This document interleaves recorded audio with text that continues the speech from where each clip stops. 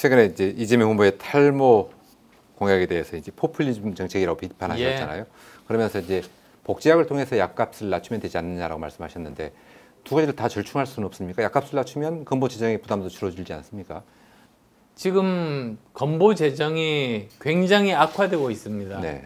문재인 케어 도입하면서 아마 조금 있으면 완전히 바닥 날 겁니다.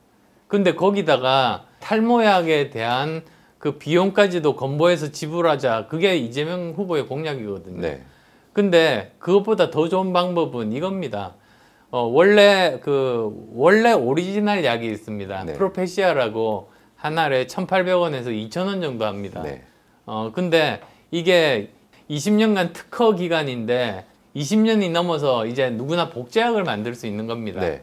근데 복제약의 약값이라는 게 그전에 오리지널 약은 연구비가 많이 들어서 그게 다 포함되어 있지만 복제약은 연구비가 들지 않기 때문에 굉장히 쌉니다. 네. 싸야 됩니다. 근데 제가 보니까 놀라운 점이 복제약이 1,500원인 거예요. 네. 이건 말이 안 되거든요. 그래서 계산을 해보니까 600원에서 800원까지 낮출 수 있고 그런 약값을 정하는 권한이 보건복지부에 있거든요. 그래서 저는 그런 식으로 하는 것이 정당하다. 그런 말씀을 드린 거죠. 네. 윤석열 후보의 여가부 폐지 공약이나 뭐 장병 월급 200만 원 공약 여기에 대해서는 어떻게 평가하십니까? 우선 저 여가부 폐지 공약에 대해서는 사실은 어떤 부서 하나를 없앤다, 어떤 부서 하나를 만든다 이렇게 접근하는 게 아니라 네.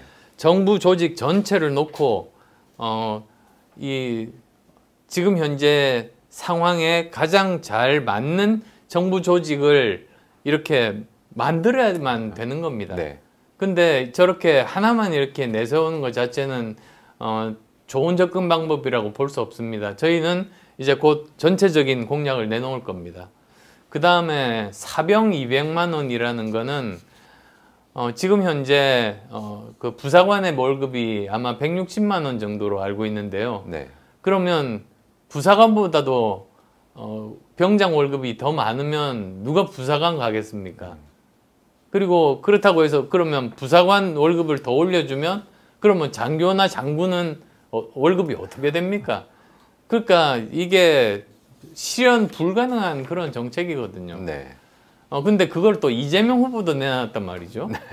그래서 생각해 봤어요. 이 사람들이 왜 이러나 싶었더니 공통점이 이재명 후보나 윤석열 후보나 또 이준석 대표나 군대를 안 가고 총 한 번 쏘아본 적이 없는 사람들이니까 모르는 거 아닐까 싶습니다. 네. 저는 해군 대위 출신입니다. 참고로. 그런데 국민의힘에서는 요즘 멸공 챌린지 릴레이 하고 있던데요. 예. 뭐 어떻게 보셨어요? 저는 국민의힘에서 해야 되는 챌린지는 멸공 챌린지보다도 정권 교체 챌린지를 해야 된다고 봅니다. 어떤 식으로 챌린지를 하는 겁니까? 그건 본인들이 네. 어떤 아이디어를 내야 되겠습니다만 사실 지금 제일 국민들이 절박한 것 중에 하나가 정권 교체인데 국민의힘이 정권 교체를 하겠다는 제1야당인데 그러면 당연히 제일 중요한 정권 교체 챌린지를 해야 되는 것 아니겠습니까? 네.